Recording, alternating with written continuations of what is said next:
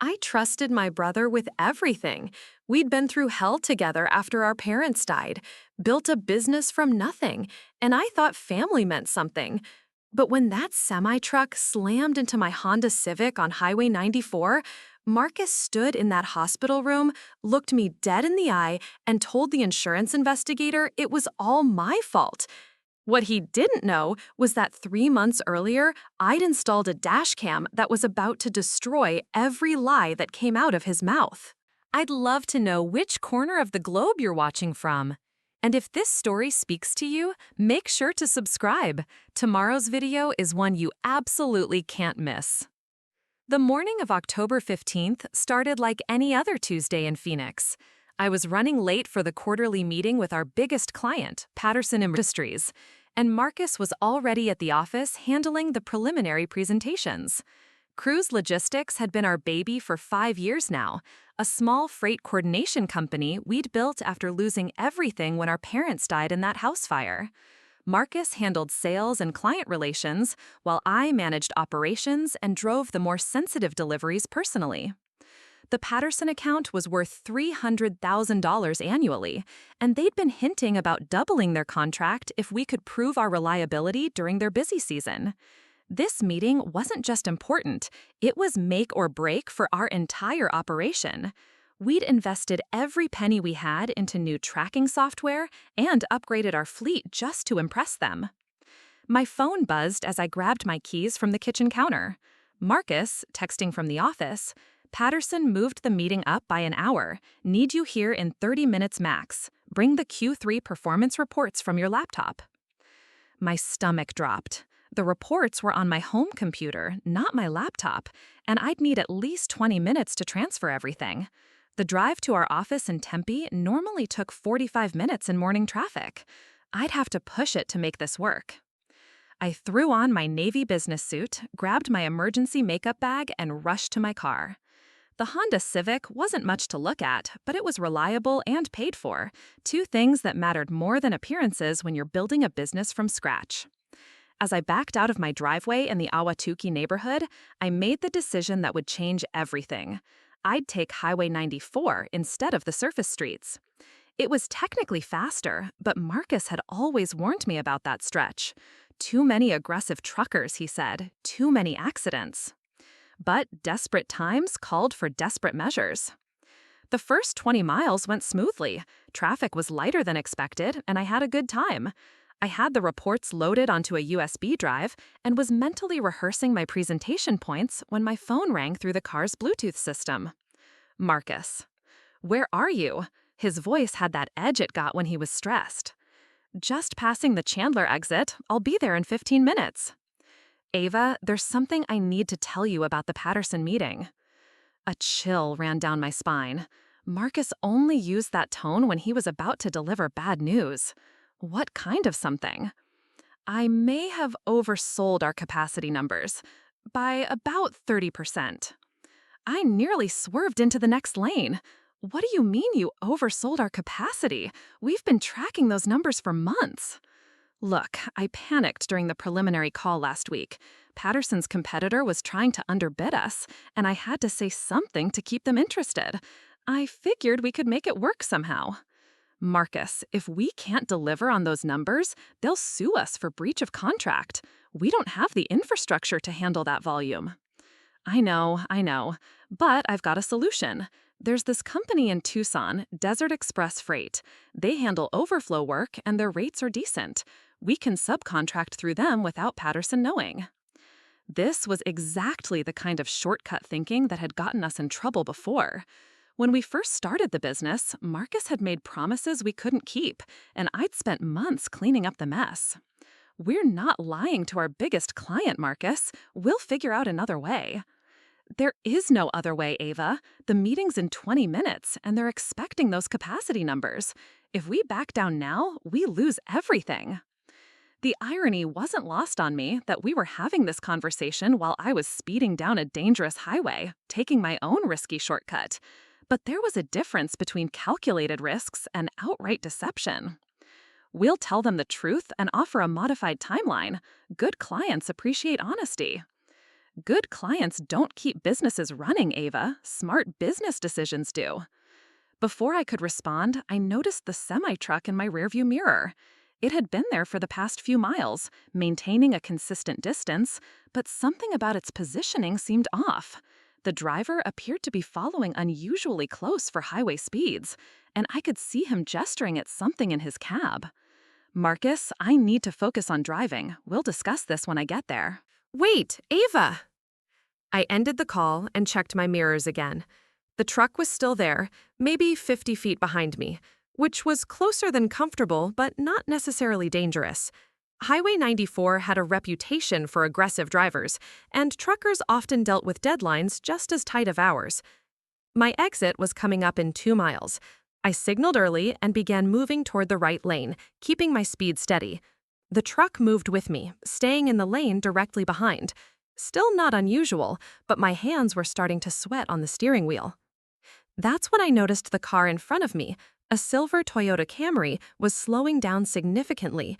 Not brake lights exactly, but a gradual deceleration that created a compression effect in traffic. I eased off the gas and created more space, standard defensive driving. What happened next took maybe 3 seconds, but it felt like slow motion. The Camry suddenly accelerated again, leaving a gap. I maintained my reduced speed, not wanting to play the accordion game with traffic, but the semi-truck behind me didn't get the memo. Through my rearview mirror, I watched as the massive vehicle continued at full speed, apparently not noticing that traffic patterns had changed. I had 2 choices: gun it and potentially rear-end the Camry if they slowed down again, or maintain my speed and hope the trucker would brake in time. I chose option 3, signal left and try to move into the passing lane. But as I checked my blind spot, I saw another vehicle in that lane, a red pickup truck that hadn't been there seconds earlier. I was boxed in. The truck's air horn blasted behind me, a sound that vibrated through my entire body. In my rearview mirror, I could see the driver frantically working his brakes, but physics doesn't care about panic. 50,000 pounds of moving metal doesn't stop on a dime. I yanked the wheel hard to the left anyway, hoping the pickup would see me coming and make space. For a split second, I thought I might make it. Then the world exploded. The impact came from behind and slightly to the right, sending my Honda spinning across 2 lanes of traffic like a toy.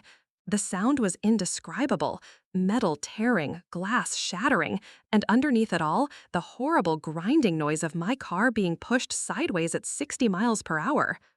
I remember thinking, with perfect clarity, that I hadn't transferred the Patterson reports to my USB drive properly. Of all the things to worry about at that moment, my brain chose spreadsheets. The car rolled twice before slamming into the concrete median barrier. Everything went quiet except for the hissing of a punctured radiator and the distant sound of traffic backing up behind the accident scene. When I opened my eyes, I was hanging upside down, held in place by my seatbelt. Blood was dripping from somewhere above my left eyebrow, and my right shoulder felt like it was on fire. But I was conscious, and I could move my fingers and toes. The first person to reach my car was a woman in scrubs, a nurse, as it turned out, who'd been driving home from a night shift. She stayed with me while the paramedics cut me out of the wreckage, talking constantly to keep me focused and alert. "What's your name, honey?" "Ava Cruz." "Good. Do you know what day it is?" "Tuesday, October 15th. I was supposed to be in a meeting." "The meeting can wait. Let's worry about getting you to a hospital." As they loaded me into the ambulance, I caught a glimpse of my car. The Honda was completely destroyed, folded like an accordion against the median barrier. It was a miracle I'd survived, let alone walked away with what appeared to be minor injuries. The semi-truck was parked on the shoulder about 100 yards back, and I could see the driver talking to a police officer. Even from that distance, I could tell he was shaken up. This kind of accident could end a trucker's career, regardless of fault. My phone had somehow survived the crash, and as we drove toward Phoenix General Hospital, I managed to send Marcus a text. "Accident on 94, in an ambulance. Call Patterson and reschedule." His response came back immediately. "Jesus Christ, Ava, are you okay?" "Alive, hurt. We'll call when I can." What I didn't know at that moment was that the accident would become the least of my problems. Over the next few hours, as I sat in the emergency room getting stitched up and x-rayed, a much bigger disaster was taking shape. Marcus was about to make a decision that would destroy our relationship forever, and I wouldn't find out about it until it was too late to stop him. A lot of love and effort went into bringing this story to life. If you're enjoying it, we'd be so grateful if you'd subscribe to our channel. Now, back to where we left off. The dashcam I'd installed 3 months earlier was still recording when they pulled my car away on the flatbed truck. And somewhere in those digital files was evidence that would change everything I thought I knew about family, loyalty, and the lengths people will go to protect their own interests. The emergency room at Phoenix General smelled like disinfectant and burnt coffee. After 4 hours of tests, x-rays, and paperwork, the damage assessment was surprisingly mild. A concussion, 12 stitches above my left eyebrow, a dislocated shoulder, and enough bruising to make me look like I'd gone 10 rounds with a professional boxer. Dr. Ramirez, the attending physician, kept emphasizing how lucky I was. "The seatbelt saved your life," she said, while checking my pupil's response with a pen light. Another 6 inches to the left on impact, and we'd be having a very different conversation. Marcus arrived just as they were discharging me. He burst through the curtained area looking frantic, his usually perfect hair disheveled and his tie askew. For a moment, seeing him there, I felt that familiar surge of gratitude for having someone who cared enough to drop everything and rush to my side. "Thank God you're okay." He wrapped me in a careful hug, mindful of my injured shoulder. "I was terrified when I got your text." "What happened to Patterson?" "Forget Patterson right now. How are you feeling? Do you remember what happened?" I walked him through the accident details while a nurse helped me into the wheelchair hospital policy required for discharge.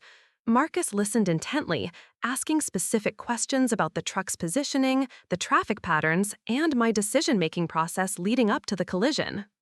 "So you moved into the left lane?" he asked as we waited for the elevator. "I tried to. There wasn't enough space, but I had to do something.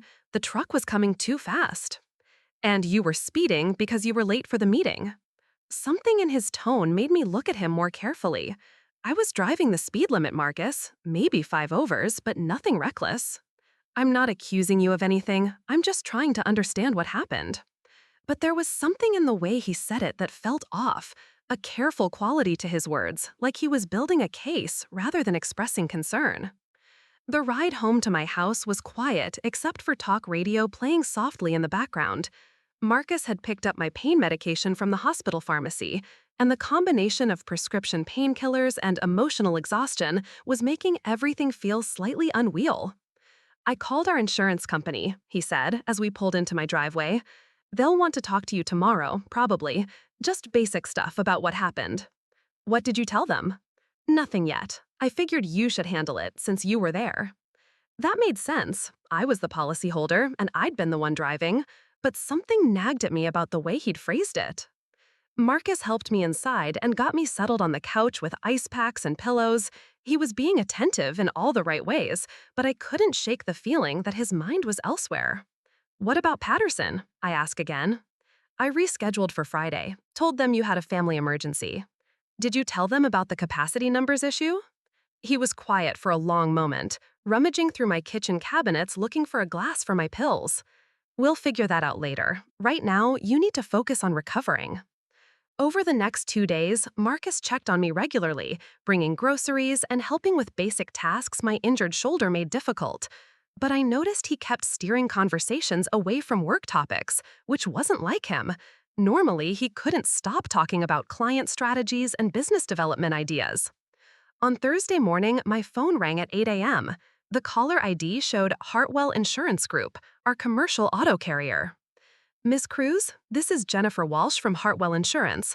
I'm handling the claim for your accident on Tuesday. Do you have a few minutes to discuss what happened?" "Of course." "I want to make sure I have the sequence of events correct.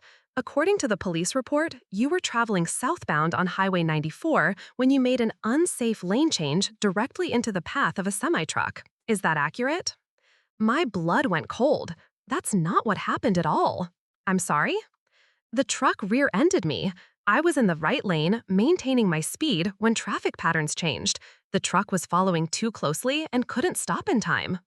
There was a pause. "Miss Cruz, I have the police report in front of me. Officer Bradley Martinez filed this Wednesday morning after interviewing witnesses at the scene. According to his findings, you attempted to change lanes without signaling and without checking for adequate clearance. That's impossible. I signaled and I checked my mirrors. The truck hit me from behind. The report indicates the point of impact was on the rear driver's side quarter panel, consistent with a lane change collision rather than a rear end accident. I felt like the room was spinning, and not from the concussion. Can you read me exactly what the report says? Driver of Vehicle 1, that's you, was traveling southbound in the right lane at approximately 3:20 p.m. when she signaled and began changing lanes into the center lane. The driver of Vehicle 2, the semi-truck, was traveling in the center lane and was unable to avoid collision due to insufficient clearance. Witness statements confirm that Vehicle 1 did not yield proper right-of-way during the lane change maneuver. What witnesses? I want to know who told you that. The report lists 3 witness statements: Marcus Cruz, who identified himself as your business partner, Jennifer Thompson in a blue Subaru, and the truck driver, Dale Morrison. Marcus, my brother had given a witness statement? Miss Cruz, are you still there? I need to see this police report myself. Of course, I can email you a copy, but I want you to understand that based on these findings, you would be considered at fault for this collision. That affects how we process your claim and whether we'll be covering damages to the other vehicle. After I hung up, I sat on my couch staring at my phone for 20 minutes. Then I called Marcus. Hey, how are you feeling today? His voice was cheerful, normal. Marcus, did you talk to the police about my accident? A pause. What do you mean? The insurance company just called. They said you gave a witness statement saying I caused the accident by making an unsafe lane change. Ava, I think you might be confused. The pain medication can affect your memory. I'm not confused. I want to know what you told the police. I wasn't even there when the accident happened. How could I be a witness? That's exactly what I want to know. Another pause, longer this time. Look, I did talk to Officer Martinez when I got to the hospital Tuesday night. He was still there finishing his paperwork, and he asked me some questions about your driving habits and whether you'd been under any stress lately. What did you tell him? The truth. That you'd been working long hours, that you were late for an important meeting, and that you sometimes take risks when you're under pressure. What did you tell him?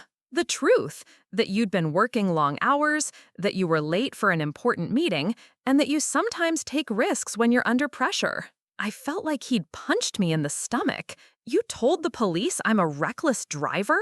I told them you're human, that you make mistakes when you're stressed, like everyone does. Marcus, the truck rear-ended me. I didn't cause that accident. Ava, I know this is hard to accept, but sometimes our memory of traumatic events isn't reliable. The police investigated the scene, they talked to multiple witnesses, they know what they're doing. I know what happened to me. I'm sure you remember it that way, but trauma affects perception. The important thing is that you're okay. After I hung up, I called the Phoenix Police Department and requested a copy of the accident report. Officer Martinez wasn't available, but the desk sergeant told me I could pick up the report Friday morning. That night, I couldn't sleep. Every time I closed my eyes, I replayed the accident sequence in my mind. The silver Camry slowed down, the truck followed too closely. My decision to change lanes when I realized I was about to be rear-ended. The impact coming from behind and to the right, exactly as I remembered it. But doubt was creeping in around the edges. Concussions could affect memory. Trauma could distort perception. 3 witnesses had apparently contradicted my version of events, including my own brother. Maybe I was wrong. Maybe I had caused the accident and was too traumatized to remember it accurately.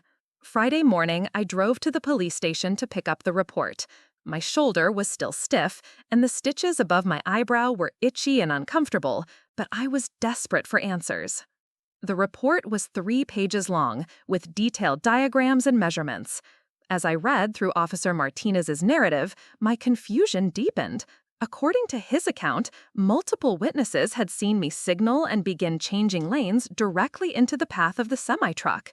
The point of impact, the skid marks, the final position of both vehicles, Everything supported a lane change collision rather than a rear-end accident. But one detail caught my attention. The report mentioned that my vehicle had been equipped with a forward-facing recording device, but noted that the device had been damaged in the collision and no footage could be recovered. I stared at that line for a full minute. My dashcam hadn't been damaged. It was a military-grade unit I'd bought specifically because it was designed to survive crashes. The camera was mounted behind the rearview mirror, well away from the impact zone, and it had a battery backup system that kept recording even if the car's electrical system failed. More importantly, my dashcam didn't just record forward. It was a dual camera system that also captured the rear view. Someone had lied to the police about the dashcam footage, and I was starting to have a very ugly suspicion about who that someone might be. The salvage yard where my Honda had been towed was a maze of twisted metal and broken dreams spread across 20 acres of desert dirt outside Tempe.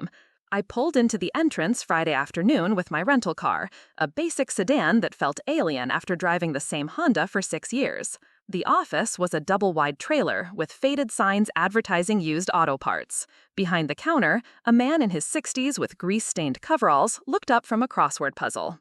"Help you with something?" "I'm looking for my car. It was towed here Tuesday after an accident on Highway 94. Honda Civic, blue, license plate 7G4MNP. He consulted a clipboard hanging from a nail on the wall. "Cruise, right?" "Yeah, we got it. Fair warning, though. It's pretty much totaled. The insurance adjuster already came by and marked it as a loss. I just want to get some personal items out of it." "No problem. Bay 14, about halfway back. You'll see it." The walk through the salvage yard was depressing. Hundreds of vehicles in various states of destruction, each one representing someone's worst day. Some looked almost normal, except for a crumpled fender or shattered windshield. Others were barely recognizable as cars. My Honda fell into the second category. Seeing it again in daylight was shocking. The entire passenger side was caved in, the roof partially collapsed, and the rear end was compressed almost to the back seats. It looked like it had been run through a giant trash compactor. But the dash cam mount behind the rearview mirror was intact. The small black device was still firmly attached, its power LED dark but the unit itself undamaged. I reached through the broken passenger window and carefully removed it, along with the micro SD card that stored the footage. My hands were shaking as I walked back to the rental car. If this footage showed what I remembered, the truck hitting me from behind, then someone had deliberately lied to the police. And the only person who could have known about the dashcam and told Officer Martinez it was destroyed was Marcus. But why would my brother sabotage my insurance claim? We were business partners.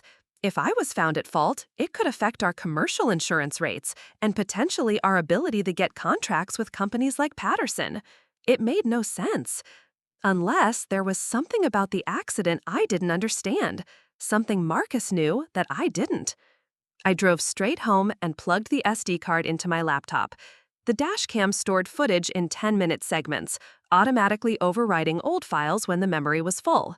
Tuesday's footage would still be there unless the card had been corrupted in the crash. The files loaded normally. I scrolled back to 3:15 p.m. on October 15th and started the playback. The video quality was excellent, showing a clear view through my windshield as I drove south on Highway 94. The timestamp in the corner read 3:18 p.m. when I answered Marcus's phone call. I could hear both sides of the conversation through the car's Bluetooth system, our voices clear and audible. "Where are you?" Marcus's voice came through the laptop speakers. "Just passing the Chandler exit. I'll be there in 15 minutes. "Ava, there's something I need to tell you about the Patterson meeting." I watched myself check the mirrors as we talked about his capacity number deception. The rear camera view was displayed in a small window in the corner of the screen, showing the semi-truck following about 50 feet behind, normal following distance for highway speeds. At 3:20 p.m., I could see the silver Camry ahead of me beginning to slow down. I watched myself ease off the gas and create more space, exactly as I remembered. The truck behind me maintained its speed for several more seconds before the driver apparently realized traffic was compressing. Then the crucial moment arrived. The Camry accelerated again, leaving a gap, but I maintained my reduced speed rather than speeding up. Through the rear camera, I could see the semi-truck continuing at full speed, now dangerously close, as the gap between us shrank rapidly. I watched myself check my mirrors and signal left to change lanes. The rear camera clearly showed there was sufficient space in the left lane. The red pickup truck was at least 100 feet ahead, not close enough to create a hazard. But as I began to move left, something unexpected happened. A second truck appeared in the rear camera view, moving up rapidly in the left lane from several cars back. This truck wasn't there when I checked my blind spot, but it was accelerating aggressively to close the gap I'd been planning to use. The timing was impossible to explain as coincidence. The moment I signaled and began changing lanes, this second vehicle had gunned it to prevent me from getting over, trapping me between the slowing traffic ahead and the semi-truck bearing down from behind. I watched the collision unfold in high definition. The semi-truck struck my car at exactly the angle I remembered, from behind and slightly to the right, as I was partway through the lane change. The impact sent my Honda spinning across both lanes before it rolled and crashed into the median barrier. But the most shocking part came after the accident. As other drivers stopped and got out to help, I could see a figure approaching my overturned car in the rear camera footage. Even with the image inverted and partially obstructed by debris, I recognized the walk, the build, the distinctive red jacket. Marcus had been there, not just at the hospital later, but at the accident scene itself. I rewound the footage and watched it again, this time focusing entirely on the rear camera view. At 3:19, a red pickup truck was visible several cars back in the left lane. As I began my lane change at 3:20, that same truck accelerated rapidly to block my escape route. After the collision, the truck pulled over, and the driver, wearing a red jacket identical to one I'd seen Marcus wear dozens of times, got out and walked toward my car. The timestamp showed he was there for nearly 10 minutes before the first police officer arrived, long enough to examine the dashcam, see what it had recorded, and realize it contradicted the story he was about to tell. My phone rang. Marcus. Hey, how are you feeling? I was thinking about bringing dinner later. I stared at the frozen image on my laptop screen, a figure in a red jacket walking away from my destroyed car. I'm fine. Actually, I have some errands to run tonight. Anything I can help with? No, it's just personal stuff. Okay, well, call if you need anything. Oh, and the Patterson meeting is confirmed for Monday at 10 a.m. I've got everything handled for the presentation. After I hung up, I sat in my kitchen for an hour, trying to make sense of what I'd seen. The footage clearly showed that I hadn't caused the accident. I'd been rear-ended while making a legal lane change with adequate clearance. But it also showed that Marcus had been at the scene immediately after the crash, which meant he'd lied to me about when he arrived. More troubling was the red pickup truck. The driver had deliberately accelerated to block my lane change, creating the conditions that made the collision inevitable. If that driver was Marcus, then he hadn't just lied to the police after the accident, he'd caused the accident in the first place. But why would my own brother try to hurt me? We'd built our business together, supported each other through the worst period of our lives after our parents died. The idea that he would deliberately cause a car accident made no sense. Unless it did make sense, and I just wasn't seeing the bigger picture. I thought about our phone conversation during the drive, about Marcus's admission that he'd inflated our capacity numbers to Patterson.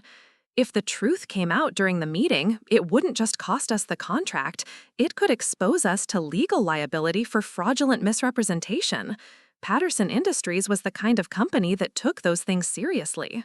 But if I was injured and couldn't make the meeting, Marcus could handle the presentation alone. He could find a way to make the numbers work, or come up with an excuse to delay implementation, or simply charm Patterson into overlooking the discrepancy.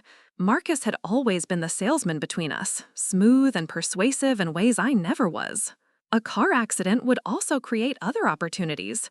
If I was found at fault, our insurance premiums would increase, potentially making it harder to afford the coverage required for larger contracts. That would give Marcus justification to restructure the business, maybe bring in a new partner with better insurance rates, someone who might be more flexible about capacity numbers and other creative business practices. The more I thought about it, the more sense it made from a coldly practical standpoint. One accident could solve multiple problems for Marcus, as long as I was blamed for causing it, and as long as the dashcam footage disappeared. But knowing what had happened and proving it were two different things. The police report was already filed, with witness statements supporting Marcus's version of events. The insurance company had accepted those findings. Even if I showed them the dashcam footage, Marcus could claim the timestamps were wrong, or that I'd edited the video, or simply deny that he was the driver of the red truck. I needed more evidence, something that would connect Marcus definitively to the red pickup and prove he'd been planning this before the accident occurred. I also needed to be careful. If Marcus had been willing to cause a potentially fatal car accident to protect his business interests, there was no telling what he might do if he realized I had evidence of his involvement. The brother I thought I knew was apparently capable of things I'd never imagined. The Patterson meeting was Monday morning. That gave me 3 days to figure out how to prove what had really happened on Highway 94 and to decide what I was going to do with the truth once I had it. Saturday morning, I called in sick to avoid going to the office. Marcus would expect me to spend the weekend preparing for the Patterson meeting, but I had a different agenda. If I was going to expose what really happened on Highway 94, I needed concrete proof that would hold up under scrutiny. The first step was identifying the red pickup truck. I spent 3 hours enhancing the dashcam footage using video editing software, isolating frames where the vehicle was most visible. The license plate was too distant and blurry to read, but I could make out other details: extended cab, newer model, distinctive chrome side steps, and what appeared to be a rental car barcode sticker on the rear window. Marcus drove a black BMW sedan. He'd never owned a pickup truck as far as I knew, but if he'd planned the accident in advance, he would have needed an untraceable vehicle. A rental made perfect sense. I started calling rental agencies in the Phoenix area, claiming I'd witnessed a hit and run involving a red pickup and was trying to help the victim identify the responsible party. Most places refused to give me any information without a police report number, but on the 7th call, I reached a sympathetic manager at Southwest Car Rental. Red pickup truck, you said? Extended cab? The manager, Janet, sounded genuinely concerned about helping. What day did this happen? Tuesday, October 15th, around 3 in the afternoon. I heard typing in the background. Well, we did have one of our red Chevrolet Colorados returned Tuesday evening with some minor damage to the front end. The customer claimed it was a parking lot incident. My pulse quickened. Do you remember what the customer looked like? I wasn't working Tuesday night, but let me check the notes. Hispanic male, mid-30s, paid with a corporate credit card. Seemed nervous about the damage. Kept asking if we'd report it to his company. What was the company name? More typing. Cruise Logistics. There it was. Marcus had rented the truck using our business account, which meant there would be a paper trail connecting him directly to the vehicle that had blocked my escape route. Ma'am, are you still there? Yes, sorry. Could you tell me what time the truck was returned? Tuesday night at 8:47 p.m., about 5 hours after your hit-and-run incident.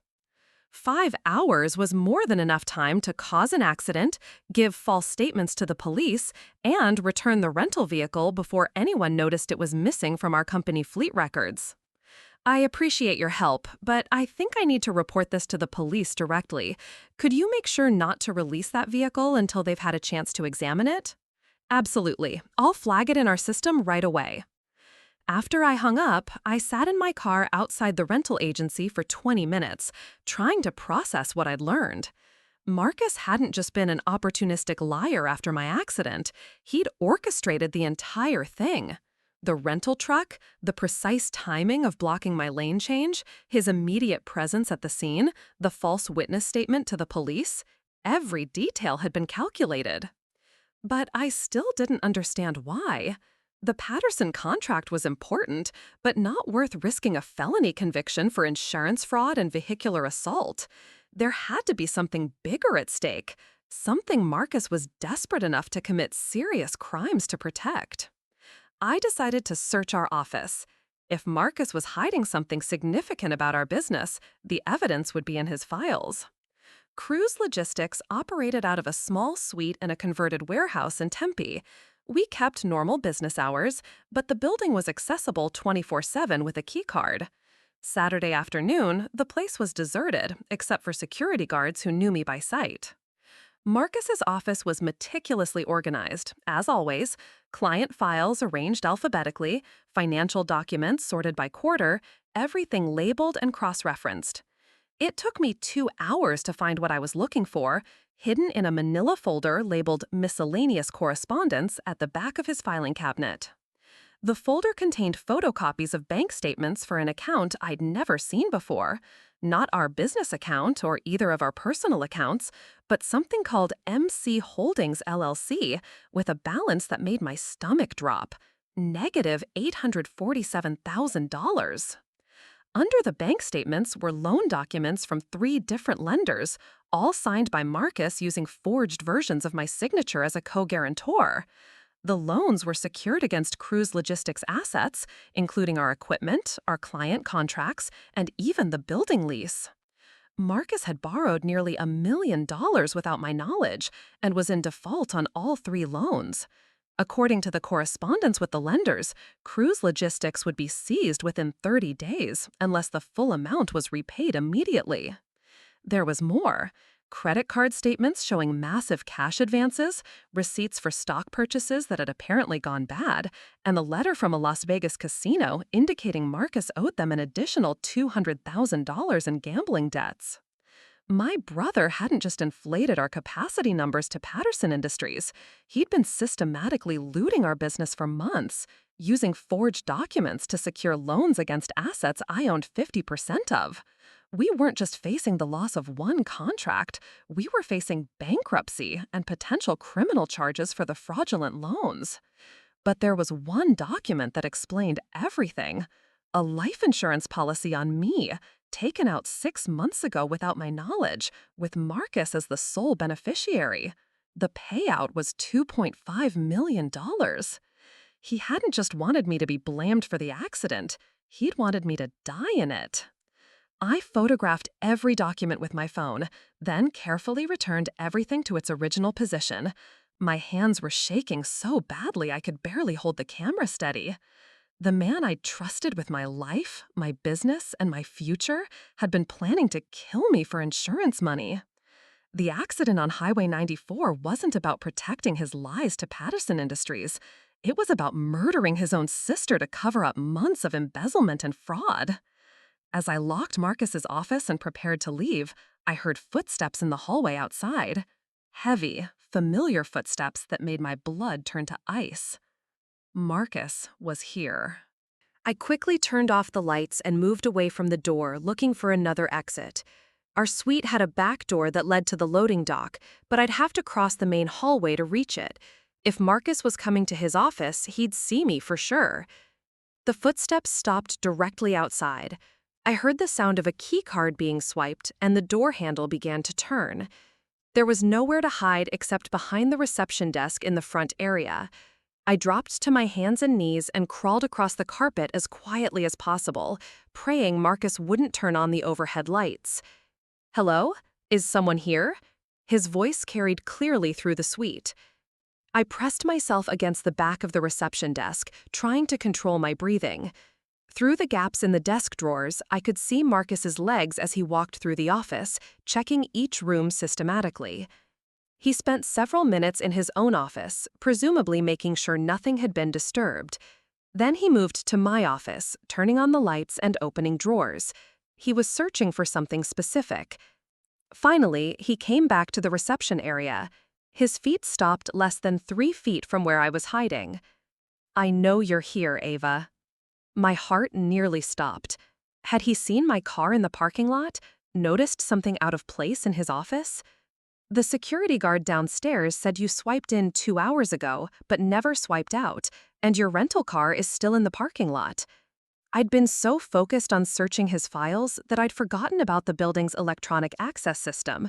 Every entry and exit was logged automatically. "We need to talk about what you found in my office." There was no point in hiding anymore. I stood up slowly, keeping the reception desk between us. Marcus was standing near the front door, blocking my primary escape route.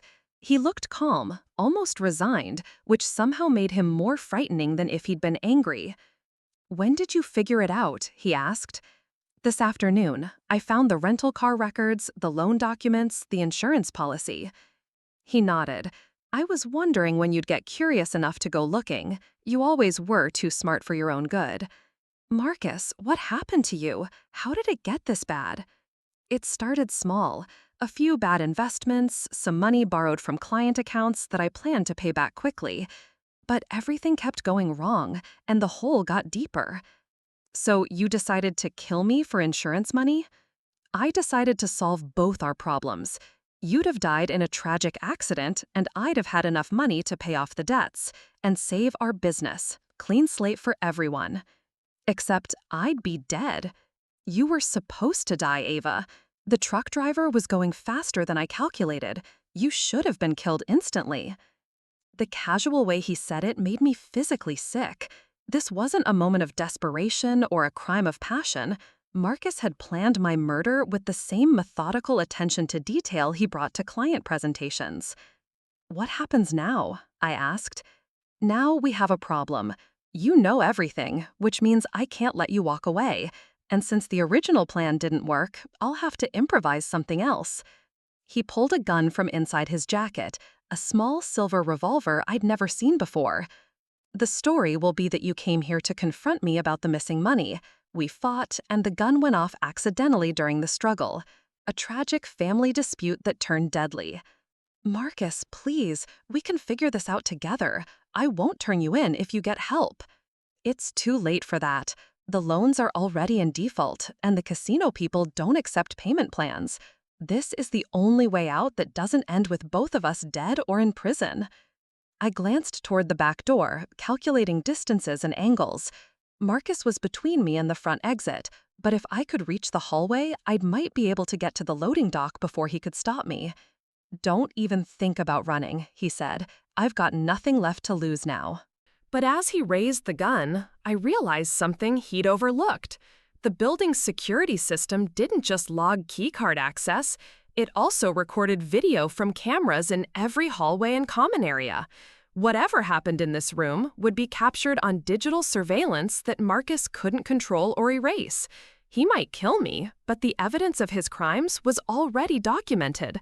The dashcam footage, the rental car records, the financial documents I'd photographed, and now security video of him threatening me with a weapon. Even if I didn't survive, Marcus wouldn't get away with what he'd done. That realization gave me the courage to do something I'd never imagined I'd have to do: fight my own brother for my life. The seconds stretched like hours as Marcus and I faced each other across our reception area. The gun in his hand looked enormous, and I could see his finger resting on the trigger. But something in his eyes had changed, a flicker of uncertainty that hadn't been there moments before. "You know what the worst part is?" I said, keeping my voice steady despite the terror coursing through my veins. "I would have helped you. If you'd come to me when the financial problems started, we could have worked something out. You would have insisted on doing everything by the book, restructuring loans, declaring bankruptcy, shutting down the business properly, but that wouldn't have saved us from the casino people. So instead, you decided to murder me. I decided to save what was left of our family legacy. Mom and Dad built their trucking company from nothing before the fire destroyed everything. This business was supposed to honor their memory." It was a twisted logic, but I could see he genuinely believed it. In Marcus's mind, killing me to steal insurance money was somehow more honorable than admitting failure and starting over. "They would have been horrified by what you've become," I said. "They would have understood that sometimes you have to make hard choices to protect what matters." As we talked, I noticed something important. Marcus was standing with his back to the front windows, which meant his silhouette would be clearly visible to the security cameras in the hallway. Whatever happened next would be recorded from multiple angles, creating an indisputable record of his actions. But more immediately, I could see car headlights sweeping across the parking lot outside. Someone else was arriving at the building, though I couldn't tell if they were coming to our floor or just using the lot for something else. Marcus noticed my glance toward the window and turned slightly to look outside. It was the opening I'd been waiting for. I grabbed the heavy glass paperweight from the reception desk and hurled it at him as hard as I could. My aim was terrible, but it didn't matter. Marcus flinched and stepped backward, momentarily off balance. I sprinted toward the hallway door, reaching it just as the gun went off behind me. The bullet shattered the glass partition next to my head, sending fragments cascading across the carpet. I yanked the door open and ran toward the stairs, not trusting the elevator to arrive quickly enough. "Ava, stop!" Marcus's voice echoed through the stairwell as I reached the landing. "You're just making this harder for both of us." I could hear him following, his footsteps clattering on the metal stairs. My injured shoulder was screaming in protest, but adrenaline pushed me forward. The building had 5 floors, and we were on the 3rd. I could reach the ground level and the security desk before he caught up. But as I rounded the corner to the 2nd floor, I nearly collided with someone coming up the stairs. A woman in a police uniform, her hand already moving toward her service weapon. "Phoenix PD, what's going on here?" "Officer, thank God, my brother is trying to kill me. He has a gun." As if to confirm my words, another gunshot rang out from the floor above, followed by Marcus shouting my name. "Stay behind me," the officer ordered, drawing her weapon and speaking into her radio. "Dispatch, this is Officer Sarah Chen at 1247 Industrial Boulevard. I have an active shooter situation, requesting immediate backup." The next few minutes were a blur of shouted commands, radio chatter, and tactical movement, as Marcus had barricaded himself in our office suite, refusing to surrender or communicate with the negotiators who'd been called in. It took 4 hours to resolve the standoff. Marcus finally surrendered when the SWAT team threatened to use tear gas, walking out of the building with his hands raised and a defeated expression on his face. The gun was recovered from our reception desk, along with all the financial documents I'd discovered in his office. Officer Chen, who'd been the first responder, explained later that she'd been in the building on an unrelated matter when the security guard mentioned hearing what sounded like gunshots from the upper floors. Her quick response had probably saved my life. The arrests happened quickly after that. Marcus was charged with attempted murder, insurance fraud, embezzlement, and a dozen other felonies related to his financial crimes. The forged loan documents alone were enough to put him in prison for years, even without the evidence of his trying to kill me. But the most damning evidence came from an unexpected source, Marcus himself. During his booking interview, apparently believing he could still manipulate the situation to his advantage, he confessed to causing the accident on Highway 94. He claimed it was never meant to be fatal, just serious enough to prevent me from attending the Patterson meeting and discovering his financial irregularities. The detectives had recorded every word. When they showed him the dashcam footage proving he'd deliberately blocked my escape route during the collision, Marcus finally understood that his lies had caught up with him. The prosecution had video evidence of the accident, rental car records connecting him to the blocking vehicle, financial records proving his motive, and his own recorded confession tying everything together. 3 weeks later, I was sitting in Detective Rodriguez's office reviewing the final charges against Marcus when she handed me an additional piece of evidence I hadn't expected. "We found this in your brother's apartment during the search warrant execution," she said, sliding a folder across the desk. Inside were printed copies of my medical records from Phoenix General Hospital, along with handwritten notes calculating injury severity and recovery timelines. Marcus had been tracking my condition after the accident, apparently trying to determine whether I was healthy enough to start investigating his crimes. "He was planning something else, wasn't he?" I asked. "The working theory is that if you'd recovered too quickly and started asking questions about the accident, he would have staged another incident. Maybe a break-in at your house made it look like a burglary gone wrong." The realization that Marcus had been preparing to make multiple attempts on my life was almost more disturbing than the original murder plot. This wasn't a desperate person making one terrible decision. It was a calculated predator who'd viewed killing his own sister as a practical business solution. The trial lasted 3 months. Marcus's defense team tried to argue that his gambling addiction constituted a mental health crisis that had impaired his judgment, but the prosecution's evidence was overwhelming. The premeditation was too clear, the planning too methodical, the lies too elaborate. I testified on the second day, walking the jury through the dashcam footage frame by frame. Watching the accident again was difficult, but seeing Marcus's reaction as the evidence unfolded was worse. He sat at the defense table with no expression at all, as if he was watching someone else's life being dissected in court. The jury deliberated for less than 6 hours, guilty on all counts. Marcus was sentenced to 25 years in prison without possibility of parole. The judge specifically noted that the defendant had violated the most fundamental bonds of family trust, using his intimate knowledge of the victim's life to orchestrate an elaborate murder conspiracy. Cruz Logistics was liquidated to pay back the fraudulent loans, though the creditors recovered less than 30 cents on the dollar. I kept some of the equipment and started a smaller operation focused on local deliveries, but the Patterson contract was long gone. They'd terminated their relationship with us the day Marcus was arrested. 6 months after the trial, I received a letter from Marcus in prison. I almost threw it away without opening it, but curiosity got the better of me.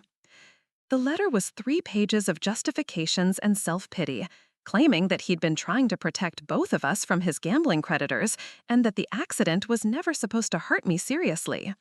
He insisted that if I died, he would have used the insurance money to build an even better business to honor my memory. At the end, he asked if I would visit him, saying he wanted to explain everything in person so we could rebuild our relationship as siblings. I tore the letter into small pieces and threw it in the trash. Some betrayals are too deep to forgive, and some family bonds are broken beyond repair. Marcus had taught me that blood relation doesn't guarantee loyalty, and that the people closest to you can sometimes be the most dangerous. But the experience also taught me something else. I was stronger than I'd realized. When faced with unimaginable betrayal and mortal danger, I'd found the courage to fight back and seek justice. The dashcam footage that exposed Marcus's lies wasn't just evidence of his crimes. It was proof that the truth has a way of surviving even the most elaborate deceptions. Today, I run Cruz Solo Logistics from a small office in Scottsdale. It's not the empire Marcus and I once dreamed of building, but it's honest work built on genuine relationships with clients who trust me to deliver what I promise. I install dash cams in all my vehicles, not because I expect my employees to lie to me, but because I've learned the value of having an unbiased witness to the truth. Sometimes I wonder what would have happened if I'd never installed that camera, or if the SD card had been damaged in the crash. Marcus might have gotten away with everything: the insurance fraud, the embezzlement, even my murder. He'd be running our business today, probably expanding it with the insurance money, while I'd be nothing more than a tragic memory and a cautionary tale about dangerous driving. Instead, a small electronic device that cost less than $200 brought down one of the most elaborate family betrayals I'd ever heard of. Technology has given me something I never expected to need: protection from the person I trusted most. The dashcam that was supposed to protect me from strangers on the highway ended up protecting me from my own brother. And sometimes, that's the most important protection of all. 2 years had passed since Marcus's sentencing when the first threat arrived. I found the envelope slipped under my office door on a Tuesday morning. No postmark, no return address, just my name written in block letters across expensive cream-colored paper. Inside was a single photograph: me walking to my car outside my Scottsdale apartment complex, taken with a telephoto lens from a distance, but clear enough to show that someone had been watching me closely. On the back, someone had written, "Your brother sends his regards," in the same block lettering. I immediately called Detective Rodriguez, but she'd transferred to the narcotics division 6 months earlier. Her replacement, Detective Mills, seemed skeptical when I explained the situation. "Miss Cruz, your brother is in maximum security at Florence. He's not allowed unsupervised contact with the outside world.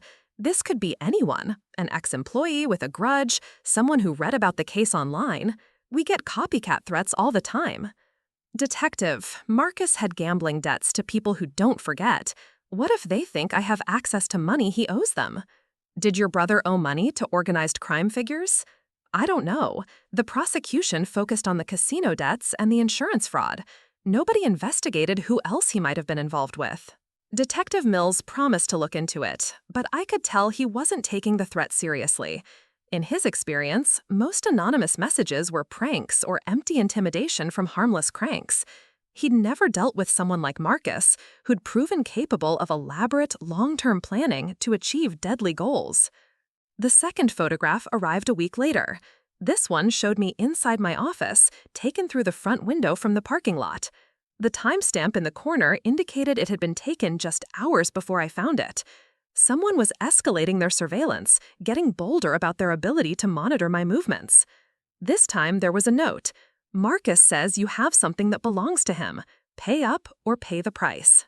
I hired a private security consultant named Jake Hoffman, a former Marine who specialized in threat assessment and personal protection. Jake took one look at the photographs and immediately upgraded my apartment security system, installed new locks, and gave me a crash course in situational awareness. "Whoever's doing this is professional," he said after examining the photos with a magnifying glass. "The angles, the timing, the equipment quality, this isn't some amateur with a grudge. They know what they're doing." How professional? The kind of professional who gets hired to collect debts that banks won't touch. Jake's investigation uncovered something the police had missed during Marcus's trial. Among the financial records seized from our office, there were several cash withdrawals from ATMs in Las Vegas that coincided with Marcus's gambling trips. But the amounts were larger than typical casino spending, often $10,000 or $15,000 at a time. More troubling were Marcus's phone records from the months before the accident. He'd made dozens of calls to numbers registered to shell companies with addresses in Nevada, California, and Arizona. When Jake ran background checks on those numbers, they connected to businesses with ties to money laundering and loan sharking operations. "Your brother wasn't just gambling away your company's money," Jake explained during a meeting at my apartment. "He was borrowing additional funds from people who don't accept bankruptcy as a valid excuse for non-payment." "But he's in prison. How are they still expecting payment?"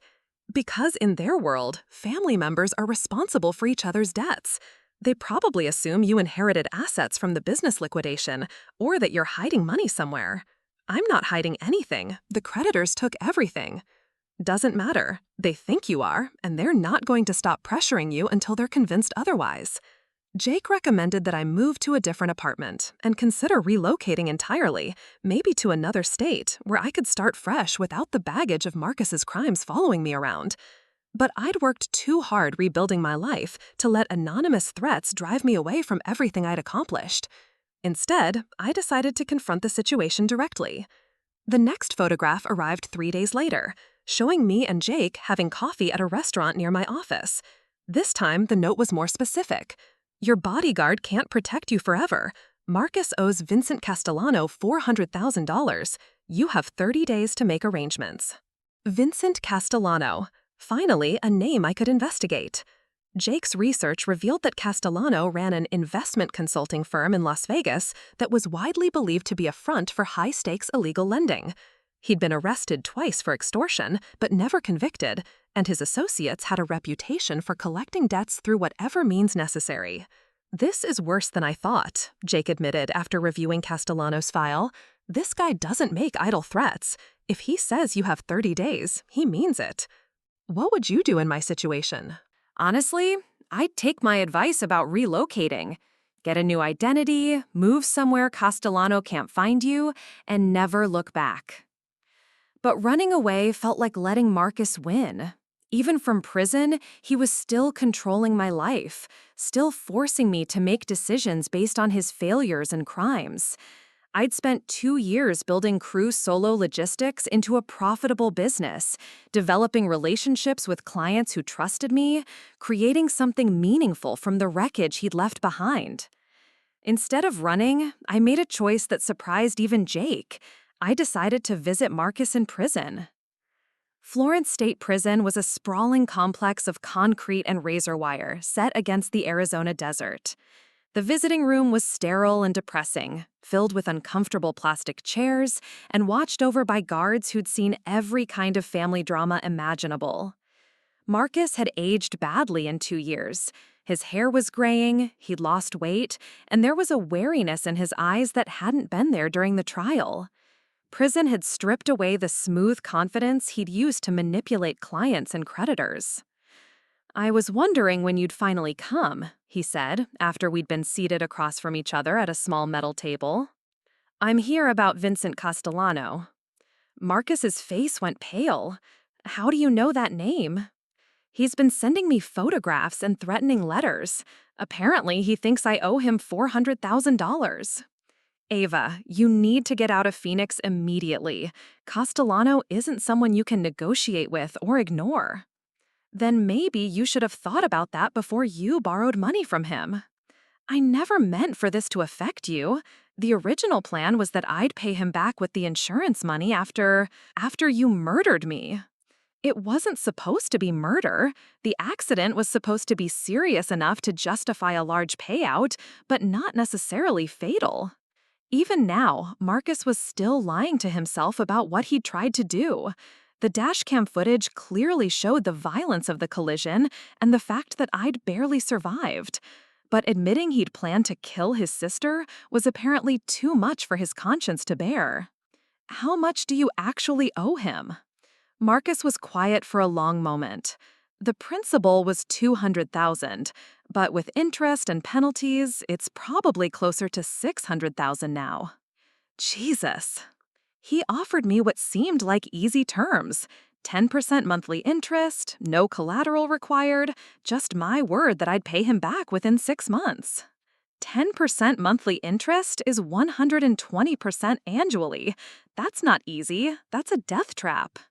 I know that now. "What did you tell him about me?"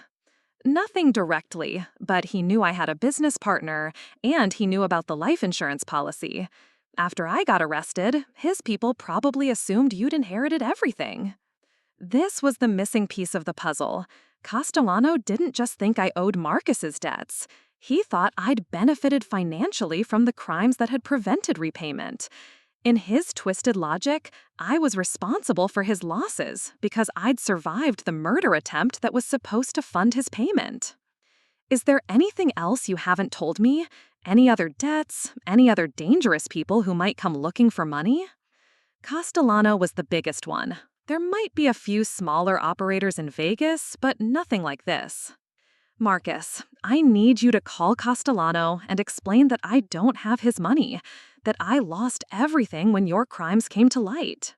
"He won't believe that. He'll think I'm protecting you." "Then what do you suggest?" "Give him something. Not the full amount, but enough to show good faith. Maybe $50,000, with a payment plan for the rest." "I don't have $50,000. I'm running a small logistics company, not a casino empire." "What about the life insurance money?" I stared at him in disbelief. "Marcus, there was no life insurance money. I didn't die, remember? That was the whole point of the dashcam evidence that put you in here." For the first time during our conversation, Marcus looked genuinely confused. "But you were injured. There should have been a settlement from the trucking company's insurance for pain and suffering." It was true that I'd received a settlement from the semi-truck driver's insurance company. Not because I was at fault for the accident, but because the dashcam footage had proven the truck was following too closely to stop safely when traffic conditions changed. The settlement had been modest, enough to cover my medical bills and lost income, with about $30,000 left over. "How much is left?" "That's not your concern." "Ava, please, if you could give Castellano something, even $20,000, it might buy you time to figure out a longer-term solution." The idea of paying Marcus's gambling debts with money I'd received because of his attempt to kill me was so perverse it made me physically sick. But the alternative might be ending up dead in a ditch somewhere, which wouldn't help anyone. "I'll think about it." Don't think too long. Castellano's people aren't known for their patience. As I prepared to leave, Marcus grabbed my hand across the table. "Ava, I know I don't deserve forgiveness, but I never wanted you to get hurt like this. The threats, the fear, that was never part of the plan." "Your plan was to murder me for insurance money, Marcus. Everything that's happened since then is just consequences." "I know, but if something happens to you because of my mistakes, I'll never forgive myself." "You should have thought of that 2 years ago." The drive back to Phoenix gave me time to think about my options. I could pay Castellano something from the settlement money, which might buy me temporary peace, but would also signal that I was willing to be extorted. I could relocate and hope he didn't follow, abandoning everything I'd built in Arizona. I could go to the FBI and hope they were interested in pursuing a loan sharking case based on anonymous threats. Or I could do something Marcus would never expect. I could fight back. That evening, I called Jake and proposed a different approach. Instead of hiding from Castellano's threats, we would document everything and build a case against him that law enforcement couldn't ignore. "You want to use yourself as bait," Jake said after I explained my plan. "I want to gather evidence that puts him in prison where he belongs." "Ava, this isn't like dealing with Marcus. Your brother was a desperate amateur who made stupid mistakes. Castellano is a career criminal with decades of experience avoiding law enforcement. Which means he's gotten overconfident. He's making threats against me through the mail, surveilling me personally, using his real name in extortion notes. Those are federal crimes, and we have documentation." Jake was reluctant, but he agreed to contact a friend in the FBI's Organized Crime Task Force. Agent Sarah Chen, no relation to Officer Chen who'd helped arrest Marcus, was intrigued by the evidence we'd collected. "Vincent Castellano has been on our radar for years," Agent Chen explained during a meeting at the Phoenix FBI field office, "but he's careful about insulating himself from direct involvement in criminal acts. If he's personally threatening you, it suggests he's either desperate or sloppy." "Probably both," I said. According to Marcus, Castellano was expecting a large payment that never materialized because the insurance fraud didn't work as planned. "Would you be willing to wear a wire if he contacts you directly?" The idea of deliberately putting myself in a room with a dangerous criminal was terrifying, but it was also empowering. For 2 years, I'd been reacting to other people's actions. Marcus's crimes, insurance investigators, creditors, now Castellano's threats. This would be the first time I'd be proactive in controlling my own situation. Yes. 2 days later, Castellano's people made contact. Not through anonymous photographs this time, but through a phone call to my office. "Miss Cruz, my name is Anthony Ritchie. I represent Mr. Vincent Castellano regarding a financial matter involving your brother." "I don't owe your boss anything, Mr. Ritchie." "Mr. Castellano believes otherwise. He'd like to meet with you to discuss a mutually beneficial arrangement." "What kind of arrangement?" "The kind that ensures your continued good health. Are you free tomorrow evening?" Agent Chen's team set up the meeting at a restaurant in Tempe, with surveillance teams positioned throughout the area and recording equipment that would capture every word of the conversation. I was more nervous than I'd been since the night Marcus held a gun on me, but I was also determined to end this threat permanently. Castellano was smaller than I'd expected, a well-dressed man in his 60s who looked more like a successful businessman than a dangerous criminal. He was accompanied by Richie, a younger man whose expensive suit couldn't quite hide the bulk of a shoulder holster underneath. "Miss Cruz, thank you for agreeing to meet. I hope we can resolve this matter quickly and amicably." "Mr. Castellano, I don't have any of your money. My brother's business debts were resolved through legal bankruptcy proceedings." "I'm not interested in business debts. I'm interested in personal guarantees your brother made regarding funds he borrowed from me." "I never guaranteed anything for Marcus." "Perhaps not explicitly, but your brother assured me that his family would honor his obligations if he was unable to do so himself." "That's not how the law works." "Miss Cruz, I'm not concerned with how the law works. I'm concerned with how my business works. Your brother owes me $600,000, plus interest and penalties. I'm prepared to accept $300,000 as full settlement, payable within 60 days. I don't have $300,000. Then I suggest you find it. A young woman with your resources shouldn't have difficulty arranging such a modest amount." "What resources? My business barely breaks even." "Insurance settlements, business assets, family properties. I'm sure you'll think of something." The conversation continued for another 10 minutes, with Castellano making increasingly specific threats about what would happen if I didn't pay. Every word was being recorded by FBI equipment, building a federal extortion case that would put him away for decades. When the meeting ended, Agent Chen's team moved quickly. Castellano and Ritchie were arrested in the restaurant parking lot before they could reach their car. Additional raids that night rounded up 6 other members of Castellano's organization, seizing financial records that documented years of illegal lending and extortion. The trial took 8 months. I testified about the threats, the surveillance, and the meeting where Castellano had demanded payment for debts I'd never incurred. The jury deliberated for less than 3 hours before finding him guilty on all federal charges. Castellano was sentenced to 25 years in federal prison, coincidentally, the same sentence Marcus had received. Both men who tried to destroy my life for money were now spending their remaining years behind bars. But the most satisfying moment came during Castellano's sentencing hearing, when the judge specifically noted that the defendant had made a fundamental error in targeting someone who was willing to fight back rather than simply pay extortion demands. Miss Cruz's courage in cooperating with law enforcement has not only protected herself, but has also protected countless other potential victims from this defendant's criminal enterprise, the judge said. Her actions demonstrate that criminals who prey on perceived weakness often underestimate the strength of their intended victims. 3 years later, Cruz Solo Logistics employs 12 people and handles freight coordination for clients throughout the Southwest. We've never missed a delivery deadline, never falsified capacity numbers, and never borrowed money we couldn't repay through legitimate means. I keep Marcus's prison letters in a filing cabinet, unopened. Every few months, another one arrives.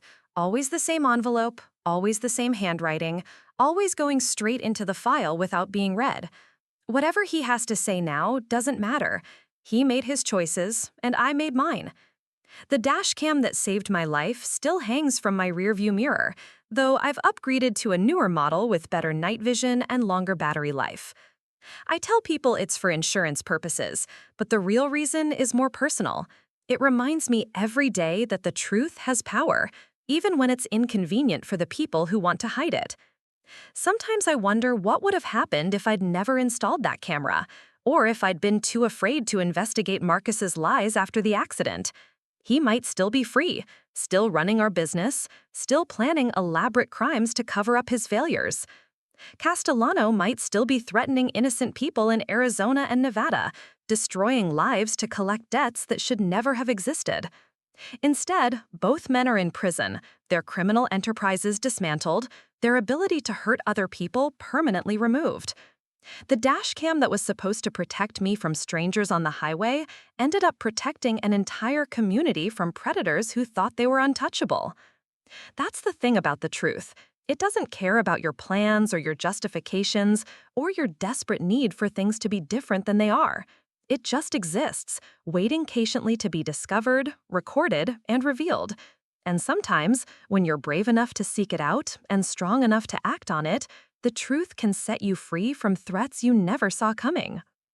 The aftermath of Castellano's conviction brought unexpected challenges I hadn't anticipated.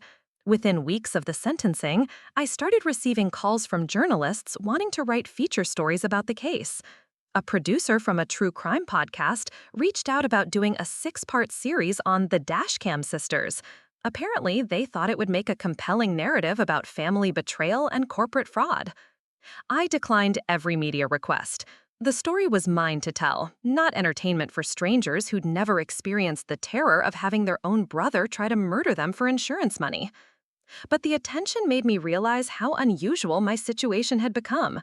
Most people who survive elaborate murder plots don't then get targeted by organized crime figures seeking non-existent money. Detective Mills, who'd initially dismissed the threat letters, called to apologize and congratulate me on the FBI operation's success. "I've been working cases for 15 years, he admitted during our phone conversation, and I've never seen anyone handle this kind of situation the way you did. Most victims either pay the extortion or disappear. You turned it into a federal prosecution." I had good help from Agent Chen's team. Good help doesn't matter if you don't have the courage to use it. You could have taken Jake's advice and relocated somewhere safe. But safety through running away had never felt like a real solution. Every time I'd been faced with a threat, Marcus's financial manipulations, the false accident report, Castellano's extortion demands, confronting it directly had worked better than trying to avoid the problem. The legal proceedings also revealed details about Marcus's gambling addiction that shocked even me. Court-ordered psychiatric evaluations showed he'd been attending underground poker games and private casino events where participants regularly wagered amounts that could buy houses. The addiction had started small, with fantasy football leagues and office bracket competitions, but escalated rapidly once he discovered high-stakes environments.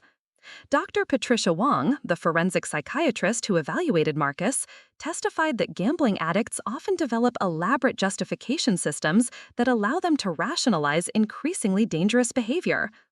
In Marcus's mind, borrowing company money wasn't theft. It was a temporary loan he'd repay with his inevitable big win. Forging my signature on loan documents wasn't fraud. It was protecting me from worrying about financial problems he could solve himself. Even the murder plot had been rationalized in his twisted thinking. He genuinely believed that killing me would solve everyone's problems. I wouldn't have to deal with bankruptcy and creditor harassment. He'd have money to pay his debts and rebuild the business, and our parents' memory would be honored through a successful company rather than tarnished by financial scandal. The defendant shows classic signs of cognitive distortion associated with severe gambling addiction, Dr. Wong explained during her testimony. He's created an alternate reality where his increasingly criminal behavior serves noble purposes. In his mind, he wasn't betraying his sister, he was protecting their family legacy. Understanding the psychology behind Marcus's actions didn't make them forgivable, but it did help me process the emotional trauma of having someone I loved try to kill me. He hadn't acted out of malice or hatred. He'd acted out of a mental illness that had convinced him murder was a reasonable business strategy. The revelation also explained something that had bothered me since the trial: how Marcus could look me in the eye afterward and insist he'd been trying to help rather than hurt me. He wasn't lying when he said the accident wasn't supposed to be fatal. In his delusional thinking, a serious injury leading to a large insurance settlement was somehow different from attempted murder, even though the practical result would have been the same. Castellano's case provided a different kind of insight into criminal psychology. Unlike Marcus, who'd been motivated by desperation and addiction, Castellano was a career predator who viewed intimidation and violence as standard business practices. His organization had been targeting family members of debtors for decades, operating on the assumption that most people would pay rather than fight. Agent Chen shared some statistics that put my situation in perspective.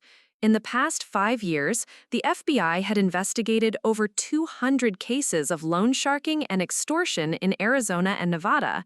Fewer than 10% of victims had been willing to cooperate with law enforcement. Most either paid the demanded amounts, declared bankruptcy, or simply disappeared. Castellano's mistake was picking someone who'd already survived one elaborate criminal conspiracy, Agent Chen explained. Most people don't have experience recognizing the signs of systematic criminal behavior. You'd been through it with Marcus, so you knew what to look for. The experience had indeed taught me to spot manipulation tactics and document evidence systematically. When Castellano's people started their surveillance campaign, I immediately recognized the escalating pattern and began collecting evidence rather than simply hoping the problem would resolve itself. But the broader lesson was about the importance of having reliable allies. Jake's security expertise, Agent Chen's law enforcement connections, Detective Rodriguez's initial investigation of Marcus, none of my victories had been achieved alone. The difference between victims who survive and victims who don't often comes down to their willingness to seek help from people with complementary skills. Cruise Solo Logistics continued growing throughout the legal proceedings, partly because the media attention had created name recognition in the freight industry. Potential clients were curious about the company run by the woman who'd exposed her brother's murder plot and then helped the FBI take down a loan sharking operation. I hired Maria Santos, a former Phoenix police detective, as my head of security and internal investigations. Maria's job wasn't just to protect company assets, it was to conduct background checks on new employees, verify the legitimacy of potential business partners, and watch for signs of financial irregularities that could indicate problems before they became catastrophic. Prevention is always cheaper than prosecution, Maria told me during her first week on the job. Marcus's crimes cost you 2 years of legal battles and nearly got you killed. Castellano's extortion campaign cost you months of stress and security expenses. A thorough vetting system costs a few $1,000s and prevents both kinds of problems. Under Maria's oversight, we implemented protocols that would have caught Marcus's embezzlement within weeks rather than months. Every financial transaction required dual authorization, all bank statements were reviewed by someone other than the account holder, and unusual spending patterns triggered automatic audits. The measures seemed excessive for a 12-person company, but they gave me confidence that I'd never again be blindsided by someone systematically stealing from the business I'd worked so hard to build. 5 years after Marcus's conviction, I received a letter that wasn't from him. This one came from the Arizona State Prison System, informing me that Marcus had been hospitalized following what officials described as a serious medical incident. No details were provided, but a phone number was included for family members who wanted additional information. I stared at the letter for 2 days before calling. The medical social worker who answered explained that Marcus had suffered a severe stroke, probably caused by untreated high blood pressure and the stress of prison life. He was conscious but partially paralyzed, with significant cognitive impairment affecting his speech and memory. He's been asking for his sister, the social worker said. The doctors think he may only have a few weeks left. For the first time since the trial, I seriously considered visiting Marcus, not to reconcile or forgive, but to see what kind of person he'd become during 5 years in maximum security. Prison had a way of stripping away pretense and revealing who people really were underneath their public personas. But ultimately, I decided against it. The Marcus who tried to kill me for insurance money was gone, replaced by a sick old man who couldn't remember the details of his crimes. Visiting him now wouldn't provide closure or answers. It would just be an exercise in misplaced sentiment for a relationship that had died the moment he rented that red pickup truck. Marcus died 6 weeks later, alone in a prison hospital bed. The same social worker called to inform me about funeral arrangements, but I declined to claim the body. The state could handle his burial. I had a business to run and a life to live, and neither of those things had room for grieving someone who tried to destroy both. The final chapter of this story isn't about forgiveness or redemption. It's about the practical reality that some betrayals are too fundamental to overcome. Marcus made choices that revealed who he really was underneath the facade of partnership and family loyalty. Once I saw his true character, there was no going back to pretending we were anything other than strangers who happened to share DNA. But his death did provide a kind of closure. For 5 years, I'd known he was out there in prison, potentially planning new schemes or nursing resentments that might someday affect my life again. Now that threat was permanently resolved, not through any action I'd taken, but through the natural consequences of the stress and isolation he'd brought upon himself. Cruz Silva Logistics now operates in 4 states and employs 38 people. We specialize in sensitive cargo that requires extra security and verification, medical supplies, legal documents, high-value electronics. Our reputation for reliability and integrity has made us the preferred carrier for clients who can't afford to have shipments stolen, damaged, or accidentally misdirected. The Dashcam is still mounted in every company vehicle, but it's no longer just about protecting against false accident claims. It's become a symbol of our commitment to transparency and accountability in everything we do. Clients know that when they hire Cruz Solo Logistics, every mile of their shipment's journey is documented and verifiable. Sometimes I wonder if Marcus would be proud of what the company has become, or if he'd be jealous that I'd succeeded without resorting to the shortcuts and deceptions that had destroyed his version of our partnership. But wondering about his hypothetical reactions is just another form of letting him control my thoughts, and I've worked too hard to free myself from that influence. The truth had indeed set me free, not just from Marcus's lies and Castellano's threats, but from the need to justify my decisions to people who'd proven they couldn't be trusted with that kind of power over my life. Looking for more? We've got 2 amazing stories ready for you right on screen. If this one touched you, these are absolutely worth your time. Click to watch them now. And hey, subscribe and hit that bell to never miss our latest uploads.